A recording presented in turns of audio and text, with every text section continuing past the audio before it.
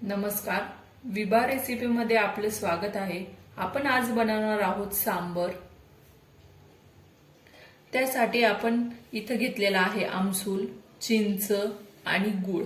हे मी आमसूल आणि चिंच हे अर्ध्या तासापूर्वीच भिजत घातलेला आहे। आता आपण इथे कुकर घेतलेला आहे। आपण त्यात 1 वाटी तूर डाळ टाकत आहोत। त्याच्यात आपण पाणी टाकणार आहोत शिजण्यासाठी।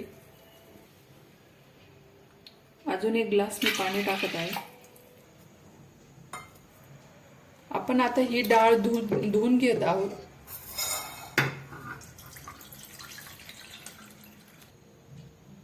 आता मी इथं डाळ धुवून घेऊन 1 ग्लास पाणी टाकत आहे। अजून 1 ग्लास पाणी टाकत आहे। आता आपण इथं डाळ धुवून घेतलेली आहे। आपण आता त्यात 1 चिरलेला टोमॅटो टाकणार आहोत आणि त्यात मी थोडासा हिंग टाकत आहे। आता आपण हे झाकण लावून 5 शिट्ट्या काढून घेणार आहोत। आता आपण याच्यात खोबरं टाकणार आहोत। आता मी इथं लसूण पण घेतलेला आहे। हा लसूण पण टाकायचा आहे। भरपूर लसूण टाकला की खूप छान अशी आपलं सांबर बनतं। त्यात आपण कोथिंबीर टाकून वाटून घेणार आहोत मिक्सरमध्ये। आता मी हे मिक्सर मधनं असं वाटण काढलेलं आहे आणि हे वाटण मी बाउलमध्ये काढत आहे। आता मी इथं अशी ही चिंच धुवून अशी गाळून घेत आहे।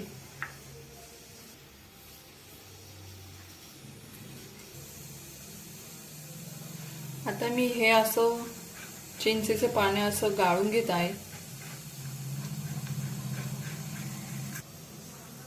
आपलं हे असं चिंचेचं पाने आपण असं काढून घ्यायचं आहे आणि गाळून घ्यायचं आहे ते। आता आपली ही डाळ पूर्णपणे शिजलेली आहे 5-6 शिट्ट्या घेऊन।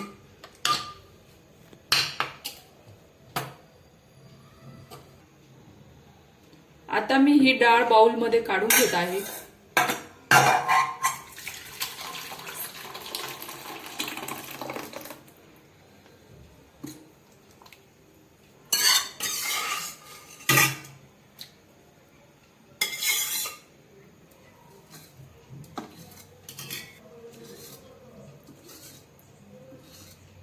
आता ही आपली डाळ अशी छान प्रकारे शिजली आहे। चला तर आपण आता सांबर बनवायला घेऊया। आता आपण याच्यात तेल टाकणार आहोत कढईमध्ये। आता आपण याच्यात जिरे टाकणार आहोत, मोहरी टाकत आहोत। ही चांगली तडतडून द्यायची आहे जिरे मोहरी। आता आपण याच्यात हे लसूण खोबऱ्याची पेस्ट टाकणार आहोत आणि कोथिंबीरची।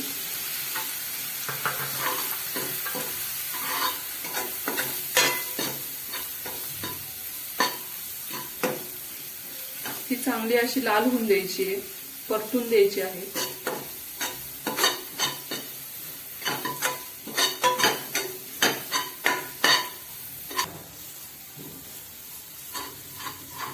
आता ही चांगली 1-2 मिनिटं चांगली परतून घ्यायची आहे, थोडीशी लालसर होईपर्यंत। मी थोडासा गॅस मोठा करत आहे।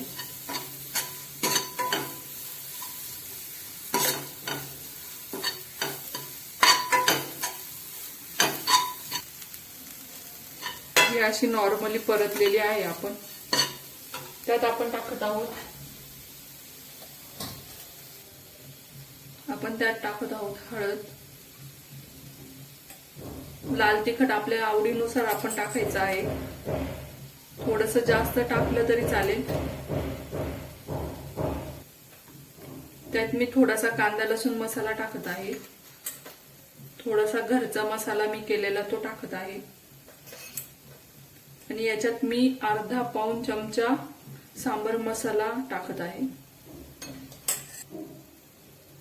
हा चांगला आता एकत्र करायचा आहे।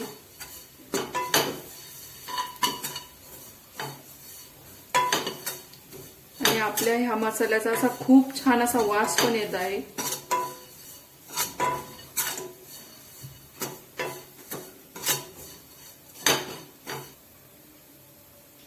आणि मी याच्यात अजून थोडंसं तेल पण टाकत आहे.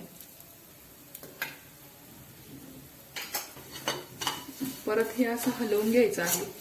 असं बघताय तुम्ही खूप छान असं झालेलं आहे हे भाजून.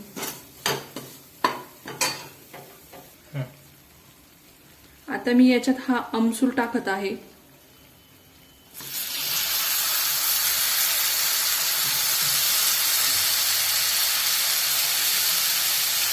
नॉर्मली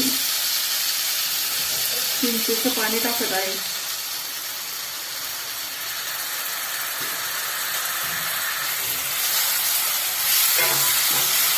हे छानपैकी असं हलवायचं आहे.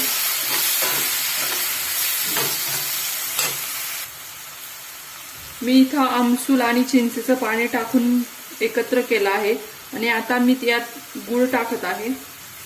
आपल्या आवडीनुसार आंबट गोड हे खूप छान असं सांबर लागतं, म्हणून मी याच्यात गूळ आणि चिंच ऍड केली आहे आणि हे पूर्ण असं एकत्र करायचं आहे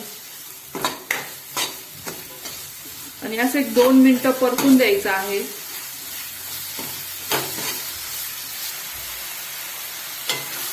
खूप छान असं आपल्या मसाल्याला टेक्स्चर आलेलं आहे. बघताय तुम्ही खूप छान असं झालेलं आहे. त्यात आता मी वरून कोथिंबीर टाकत आहे.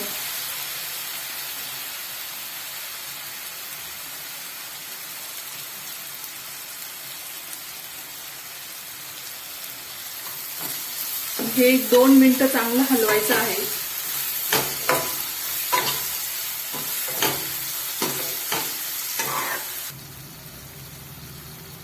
आता मी इथं अंदाजानुसार मीठ टाकत आहे. हे पूर्णपणे हलवत आहे छानपैकी. त्यात मी ही शिजवलेली डाळ टाकत आहे.